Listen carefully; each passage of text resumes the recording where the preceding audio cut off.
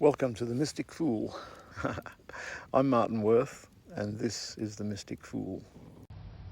I've just been listening to one of the earlier episodes of The Mystic Fool, episode number 2, Truth and Triggers. Yeah, it was interesting to listen to I suppose that was the first real episode that I did, because the one before that was the introduction episode. Yeah, truth and triggers. I spoke about different perspectives people might have.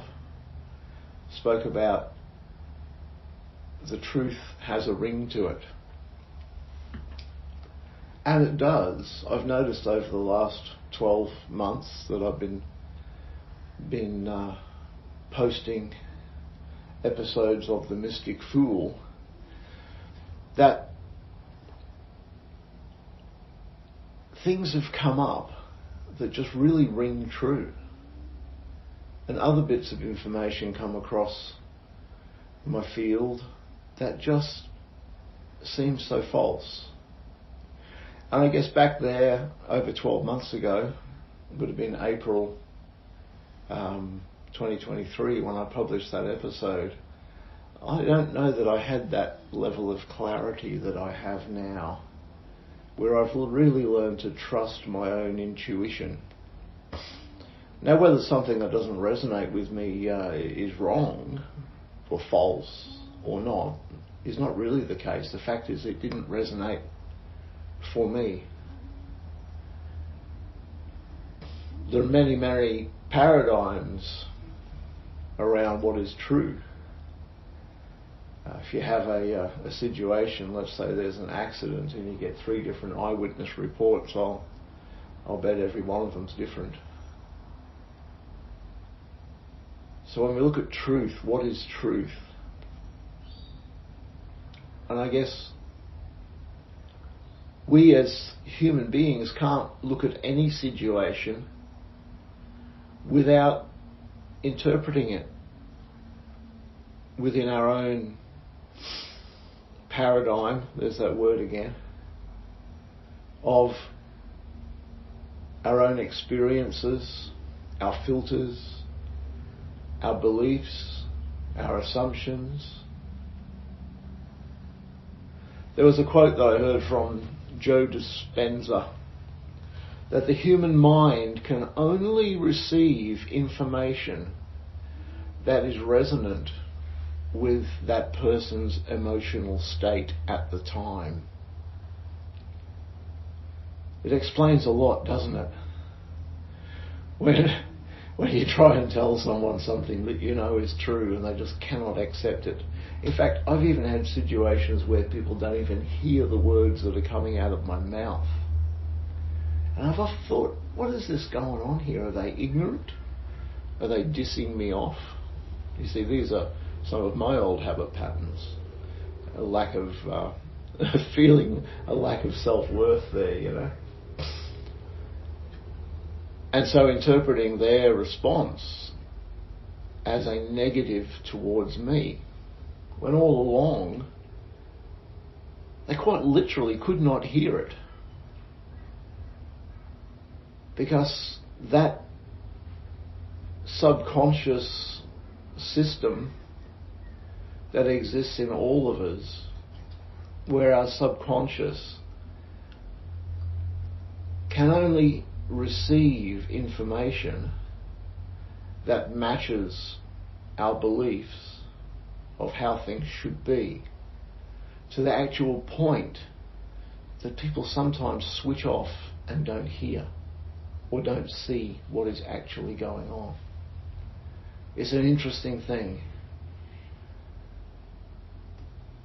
Yeah, it's actually how we create our lives.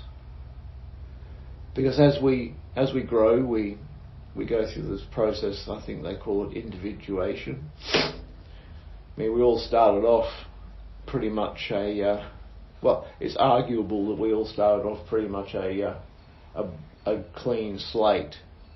Some of the Hindu beliefs, which I do resonate with, so maybe there's some truth in that. say that we do come in here with prescribed attitudes, things to work through in this life, and that may well be true. But pretty much we all come in at a 0 point, and from that point we start to create our beliefs about how the world operates. We need to know how the world operates. We are, on the physical level, just another organism, another animal on the planet. And mostly, other than human beings, every animal on the planet needs to be able to make sense of the world to understand how to get fed from mummy animal or by hunting later on in life. You have to be able to create assumptions and beliefs about how the world operates to be able to operate within the world. And in some ways we are not any different to that. So as we start to receive information, even in the womb, we start to create assumptions and beliefs about how the world operates. If we have a mum who nurtured us in the womb and sent good vibes to us, we grew up feeling the world is a safe place more than likely. If we had a mum who was fearful of how are we going to cope, how are we going to afford to live because we've got a child on the way, then that child may start to create the assumption that the world is full of scarcity. So, not just in the womb, but after birth especially.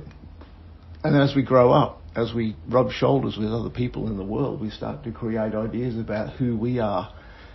We start to create ideas about other people, ourselves, and the world. And because all of these assumptions and beliefs are there to help us to navigate the world, they become the compass by which we live. And not by choice, because our orientation is to live by these assumptions and beliefs, because that is, inverted commas, how the world works. So yeah, by the time anything that you've heard goes through all of those filters, anything that you see has gone through all of those filters, then the actual reality of what you heard or see can be quite different to the reality that you perceive. And there's another level to this as well, because your subconscious, getting back to the Joe Dispenza quote, that the mind can only receive information that is resonant with the emotional state of that individual.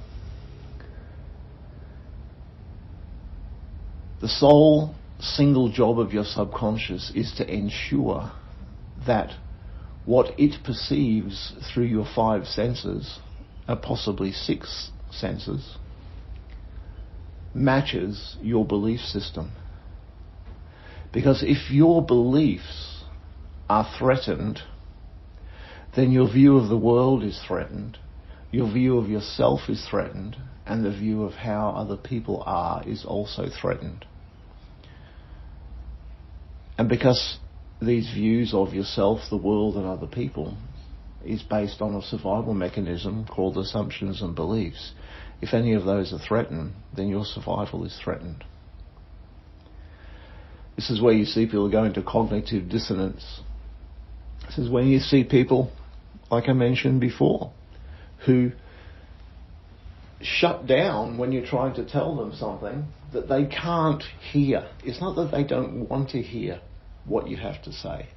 They can't hear it because their subconscious will not allow them to hear something that is not resonant with their emotional beliefs, with their emotional state, with how they feel the world should be. And this is the fragility of the human psyche. We can change these things, of course. And we do change these things. You know, we work on our shadow side. We notice our triggers and we start to get space between action and reaction. We start to take control of our lives. And that, I believe, is the mission. Is to reverse, is a word that comes to mind, the individuation process that we have gone through, which is purely survival, and raise our energy to a level of love, to a level of understanding of other people, where they are at, understanding that we have abundance, and the only thing that is stopping abundance flowing to you or me are the beliefs that we hold that block it. Like a log jam in a creek or a river that holds back the water. Yeah.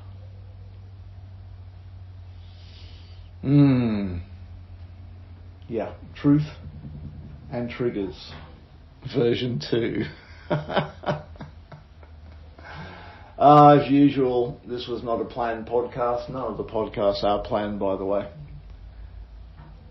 Sometimes I've noticed they can ramble on a little bit, but, you know, the truth has a ring to it.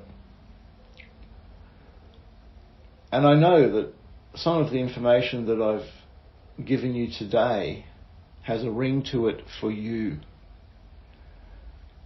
So I suggest that you allow that truth to be revealed in your life for your highest good, for your own development, so that you can rise above the assumptions and beliefs that you have quite innocently and inadvertently created around your view of how the world is, what other people are like, and what you are yourself. So you can become clear and channel universal love and light and receive the abundance that is your birthright. Yeah, that's what I wish for you.